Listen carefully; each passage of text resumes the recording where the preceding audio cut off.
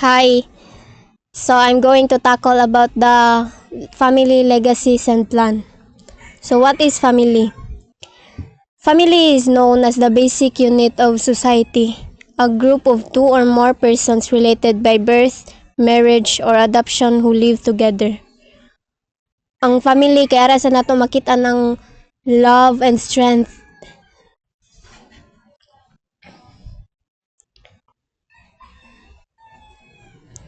The family.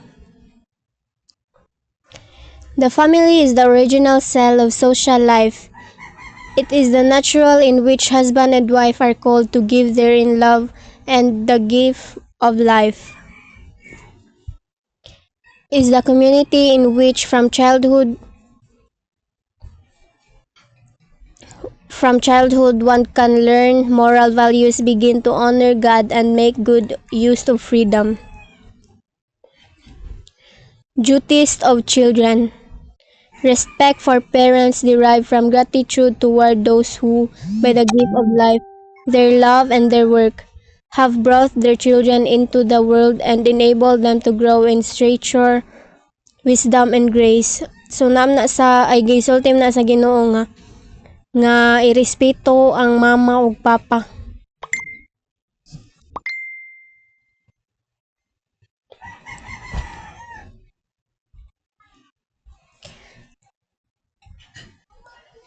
Children have the right and duty to choose their professions and state of life. They should assume new responsibilities within a trusting relationship with their parents, willingly asking and receiving their advice and counsel. So naatay si tawag na naat naatay right mo choose sa ato ang future, unsa atong ganahan in the future. Yes. Duties of parents. The right and duty of parents to educate their children are primordial and inalienable. So first natong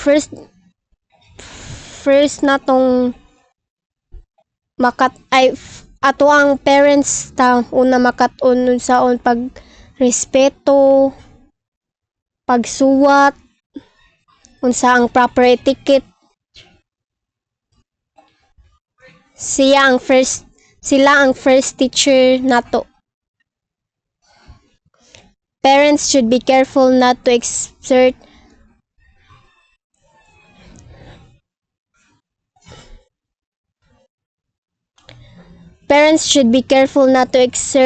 pressure on their children, either in the choice of a profession or in that of a spouse, giving judicious advice, particularly when they have planning to start a family.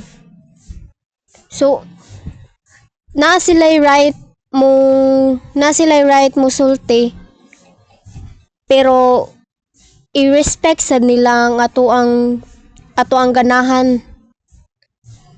Yes, mao na. Dili ay pwede man nila ko anon, pero mo respect gani sila. Kung mo respect sila sa ato ang ganahan buhaton. Family influence. From birth to adulthood, it is the family who provides care and nurturance. The home environment can either influence the child positive or negative.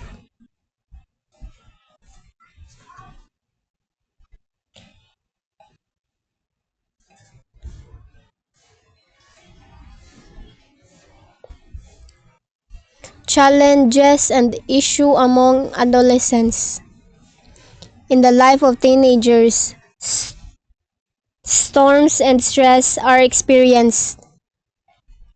Adolescents undergo major changes from physical and psychological aspect to the emotional and social areas of their lives. So naa may mga ay kasagaran man sa teen kay di na gali sila mo open up sa ilahang mga family. Ila-ilaha na lang ba? Sila na lang ang ilaha na lang akuon. Di nila ipagawas, di nila express ilahang emotion mo nang ang uban kay mo take og drugs, mo smoke. Ang uban kay mo sige na lang og laklak og inom. Next, family legacies. Parents always pass their children a legacy, good, bad, or some of both. Kung ay tanan man family kay na may kuano karapatan mong kuan sa ilahang mga mupasa sa ilahang mga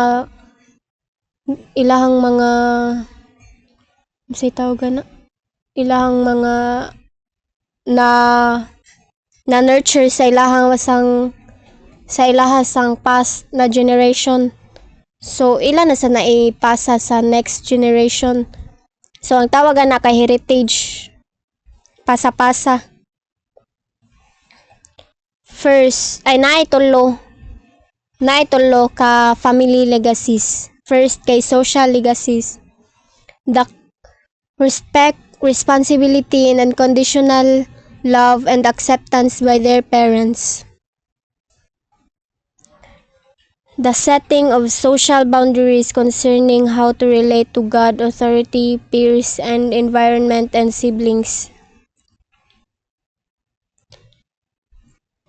Second, emotional legacy. Kanang strong imong emotional ba kanang naa gani kay emotional intelligence and emotional support from each other. Emotional legacy nurture a strong sense of positive identity.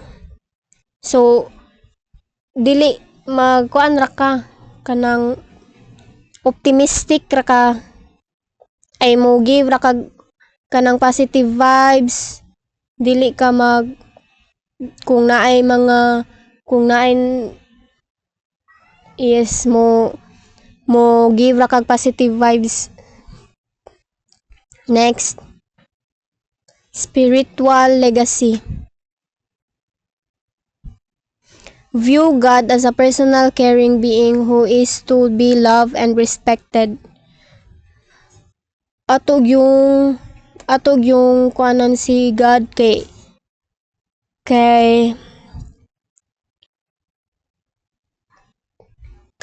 siya man ang ato respetuon si God kay kung wala siya kay wala man sad ta. Siya may naghimo nato and i-respect lang yun nato kay siya man ang kahitasan. Wa nay lain.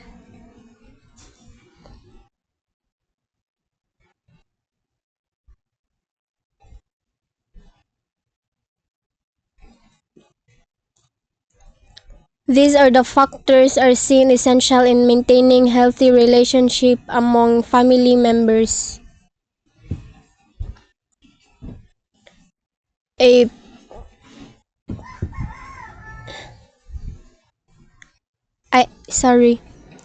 These are the following are some of the things that parents of adolescents may need to do according to Family Times of the New Mexico University, USA. 1. Openly discuss peer pressure, drugs, and alcohol.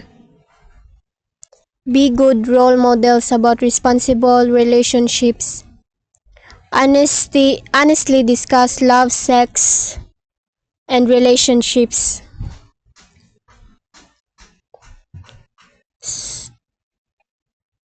Support them at home in school activities.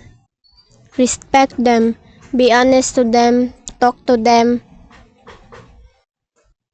and listen to them without judgment.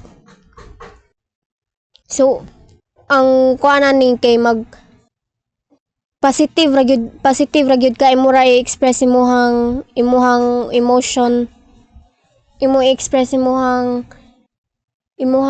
na feel sa inyohang sa imuhang family para gali dili ka ma pressure loan sa Manila gikuan dili wala ko kasabot ani nani nya dili sad ka kung naay mo open about drugs and alcohol maminaw lang ka dili ka mo give og negative kay kuan man ka ana kanang dirty minded. So open ra gyud kay ka open ra ka ana kung naay mo discuss ana kung di ka ganahan maminaw ipalusot lang gud sa imong usa ka dunggan pero ang kuan gyud ana kay maminaw ka para na kay idea about ana unsay konsekwensya na kung mutay ka ana.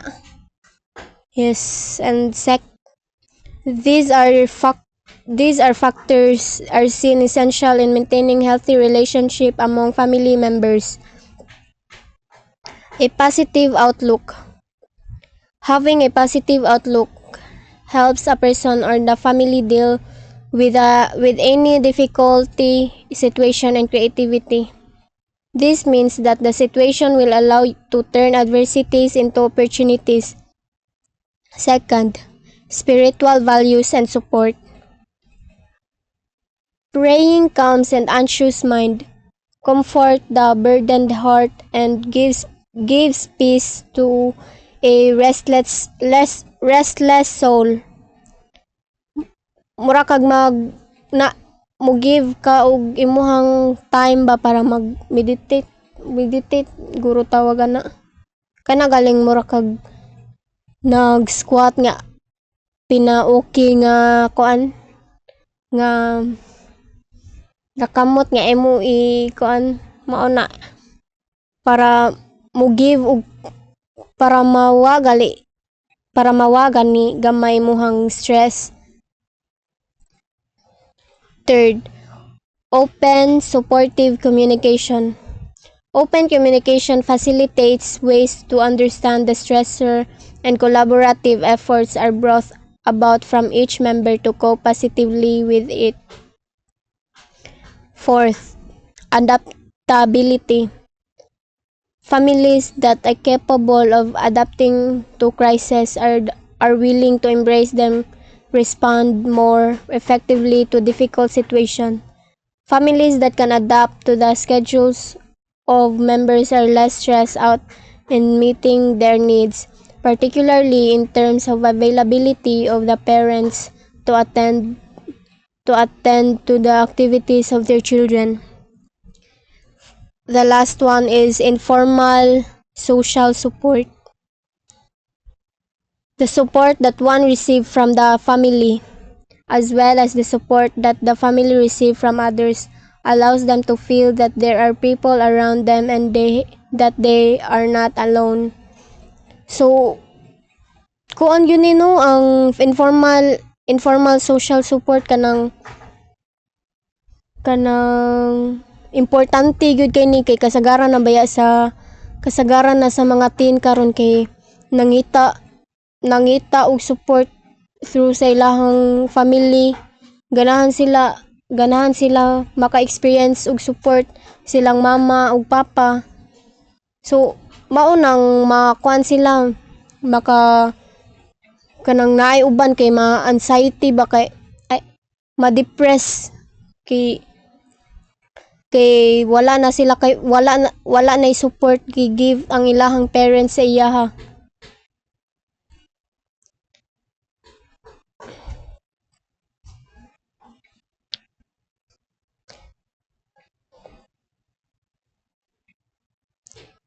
And that's all guys. I hope you learned